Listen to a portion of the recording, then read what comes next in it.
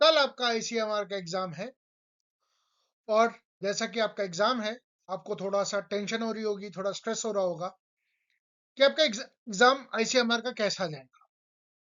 बशर्ते बहुत लोगों ने इसके लिए बहुत मेहनत करी होगी, टेस्ट सीरीज लगाई होगी, कॉन्सेप्ट्स रिवाइज किए होंगे।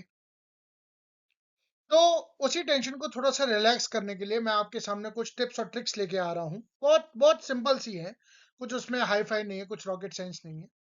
तो आज का वीडियो शुरू करते हैं। आज का वीडियो समर्पित है, डेडिकेटेड है लास्ट टाइम टिप्स के लिए, लास्ट टाइम ट्रिक्स के लिए, जो आपको कल के एग्जाम में आपकी मदद करेंगे। चलिए शुरू कर लेते हैं आज का वीडियो। ओके, तो हालांकि ये वीडियो मैं पहले सीएसआईआर के लिए भी बना चुका हूं और लगभग हर एग्जाम के लिए मैं ये वीडियो बनाऊंगा, ताकि आपके दिमाग में कुछ चीजें दिमाग में बिल्कुल बस जाएं और आप उसका पूर्ण फायदा उठा सके, मैक्सिमम बेनिफिट उठा सके एग्जाम के दौरान। अपने कंसेप्ट को रिवाइज करिए, कुछ भी नया सीखने की जरूरत नहीं है, क्योंकि अभी आपका दिमाग उस स्टेट में नहीं है कि आप कुछ नया सीखें, राइट। इसलिए अपने कंसेप्ट को रिवाइज करिए। देखिए, कंसेप्ट जब आप रिवाइज करते हैं, कंसेप्ट आप चाहे लास्ट टाइम तक रिवाइज करते रहिए, पर कुछ नया मत सीखिएगा please. It's a humble humble request. Second, overthink मत करिए, ज्यादा मत सोचिए। एक सिंपल सा पेपर है, 2 घंटे का पेपर है। अगर आपने मेहनत करी है, अगर आपने टेस्ट सीरीज करी है, तो ऐसा नहीं हो सकता है कि आपका पेपर खराब जाए। ठीक है, बस दिमाग खोल के पेपर करिए और अच्छा पेपर करिए, आपका पेपर बहुत अच्छा जाएगा। तीसरा सबसे इंपॉर्टेंट पॉइंट, ये पिछली बार भी बताया था, फिर से बता रहा हूँ, बार बार बताऊंगा। हेल्दी खाइए, अपनी डाइट में फ्रूट्स रखिए। अगर आपको लैक्टोज इंटॉलरेंट नहीं है तो आप मिल्क ले सकते हैं। कॉफी अवॉइड करिए रात में, क्योंकि कॉफी आपको जगा के रखेगा, आपके कैफीन को और आपके एड्रेनलिन और जो आपका स्ट्रेस रिस्पॉन्स है उसको एक्टिवेट कर देगा। हालांकि कुछ लोगों के लिए कॉफी बेनिफिशियल भी है, बट जरूरी नहीं है कि जो चीज ए पे अप्लाई हो वो बी पे भी अप्लाई हो। हर ह्यूमन बॉडी काफी डिफरेंटली काम करती है। ठीक है, बेस्ट ये होगा कि आप घर का बना हुआ खाना ही खाएं। ठीक है, लेकिन अगर आप घर से बाहर हैं, आपका सेंटर किसी दूसरे शहर में है या दूसरे स्टेट में है, तो डेफिनेटली कुछ हल्का ही खाएं, ज्यादा हैवी मत खाएं। एग्जाम के दिन खा लें, एग्जाम खत्म होने के बाद, लेकिन उससे एक रात पहले ना खाएं। ओके, फॉर गॉड सेक, मैं कह रहा हूं फॉर गॉड सेक, प्लीज आराम करिए। आपका आराम आपके न्यूरो कॉग्निटिव जो रिस्पॉन्सेज है उनको इंक्रीज करेगा। It will help you rewire the brain. जिन्होंने भी थोड़ी बहुत भी न्यूरो साइंस पढ़ रखी है, उनको समझ में आएगा कि 7 से 8 घंटे की नींद क्यों आवश्यक है, स्पेशली एग्जाम से पहले। आप रोज 10-12, आप रोज 6 घंटे मत सोइए, कोई दिक्कत नहीं है, लेकिन एग्जाम से पहले आप 7-8 घंटे की नींद जरूर लीजिए, ताकि आपकी बॉडी और माइंड रिफ्रेश रहे एग्जाम से ठीक पहले। ठीक है, उसके बाद अपनी सारी स्क्रीन ऑफ कर दीजिए। I am saying this with humble request. मेरा खुद का एक्सपीरियंस रह चुका है, मैंने अपने बहुत सारे एग्जाम्स पास किए हैं, क्योंकि मैंने जो है अपनी स्क्रीन टाइम को बहुत रिड्यूस कर दिया, बिल्कुल ना कर दिया है। एग्जाम रात से एक दिन पहले, एग्जाम से एक रात पहले प्लीज अपने फोन को स्विच ऑफ कर दीजिए, स्क्रीन अवॉइड करिए। नो टेक्सटिंग, नो कॉलिंग, कुछ बहुत ज्यादा इंपॉर्टेंट नहीं है। सबसे ज्यादा इंपॉर्टेंट है आपके पेरेंट्स और आपकी फैमिली। आपकी फैमिली को पता है आप एग्जाम देने जा रहे हैं, तो उनसे रिक्वेस्ट करिए कि वो आपको टेक्स्ट या कॉल मैसेज ना करें। हल्का सा एक मैसेज डाल दें अपनी सेफ्टी के बारे में, अपनी सिक्योरिटी के बारे में। अगर आप दूसरे शहर में रहते हैं या दूसरे प्रदेश में रहते हैं, उससे ज्यादा बात मत करिए। प्लीज अवॉइड करिए किसी भी तरह का कन्वर्सेशन एग्जाम तक, वो आपको डिस्ट्रैक्ट ही करेगा। Reach the centre 1 day before, ये मैं पहले भी बता चुका हूं, बहुत इंपॉर्टेंट है। प्लीज अपने सेंटर को एटलीस्ट एक दिन पहले या कुछ घंटे पहले पहुंच जाइए, ताकि आपका एग्जाम 1 मिनट से क्यों छूटे आपका पेपर। एग्जाम में गेट कीपर के आगे रिक्वेस्ट करने से अच्छा है आप टाइम से निकलिए, मार्जिन लेकर निकलिए, आधे घंटे 1 घंटे का। कभी टायर पंचर हो सकता है, कभी कुछ प्रॉब्लम आ सकती है, मोटर बंद हो सकती है, सर्दियों के दिन है, कोहरा हो सकता है। प्लीज इन सब फैक्टर्स को लेकर रखिए। मैं नहीं चाहता आपकी मेहनत वेस्ट हो, क्योंकि बहुत लोगों की मेहनत वेस्ट होती है। और हर साल ऐसे केसेस आते हैं नीट में, नेट में, कि हम एग्जामिनेशन में 1 मिनट लेट पहुंचे, हमारे लिए गेट खोल दीजिए। आप कहीं के महाराजा नहीं लगे, आप कहीं की महारानी नहीं लगी, आपके लिए स्पेशल ट्रीटमेंट नहीं होगा। प्लीज इस चीज को याद रखिए। तो CSIR में आपके 3 पार्ट्स होते हैं, इसमें आपके 2 पार्ट्स होते हैं, part A and part B. Part A compulsory होता है जिसमें आप कम से कम 35 से 40 सवाल करके आइए, और पार्ट बी में 75 में से 75 सवाल आपको अटेम्प्ट करने होते हैं 100 में से, आप उसमें कम से कम 50 से 60 सवाल सही करके आइए। एक्यूरेसी मैटर करती है, 125 सवाल होते हैं, +1 माइनस 0.25 यानी एक चौथाई की नेगेटिव मार्किंग, +4 माइनस 0.25 की नेगेटिव मार्किंग होती है। प्लीज इस चीज को याद रखिए दोस्तों, ये बहुत ज्यादा इंपॉर्टेंट है। Accuracy beats ego, don't over attempt, be sure while attempting the questions.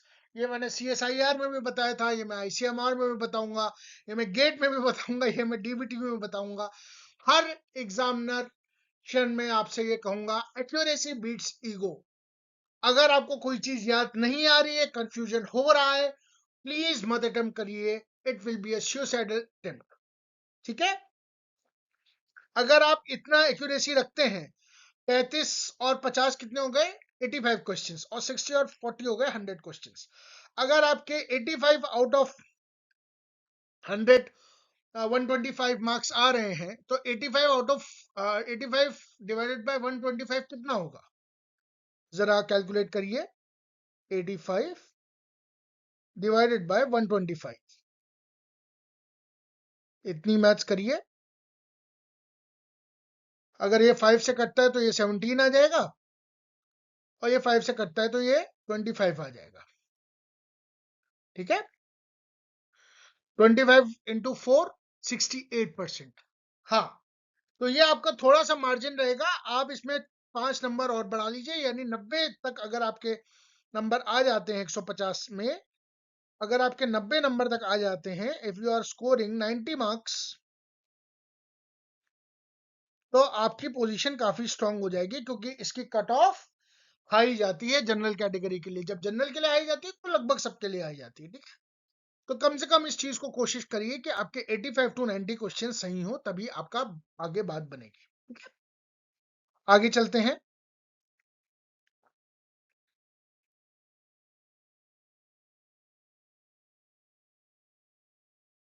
Over attempt नहीं करेंगे, 35 से 40 सवाल इसमें करेंगे, इसमें करेंगे आपके कितने, 50 से 60 सवाल। ज्यादा भी करिए, मैं ये नहीं कह रहा हूं कि इतने पे रुक जाइए, पर मैं कह रहा हूं कि एक्यूरेसी होनी चाहिए। ठीक है, ओके, आगे टाइम मैनेज करना बहुत ज्यादा जरूरी है। आपका टाइम बहुत प्रीशियस है, 2 ही घंटे का आपका पेपर है, 150 सवाल है, किस तरह से करते हैं उस तरह से करिए। ठीक है, आपका JRF का जो मार्क्स होता है जनरल कैटेगरी के लिए, वो 70 से 75% तक जाता है। इसकी कट ऑफ बहुत हाई जाती है, इस बात को याद रखेंगे। इसकी कट ऑफ हाई जाती है,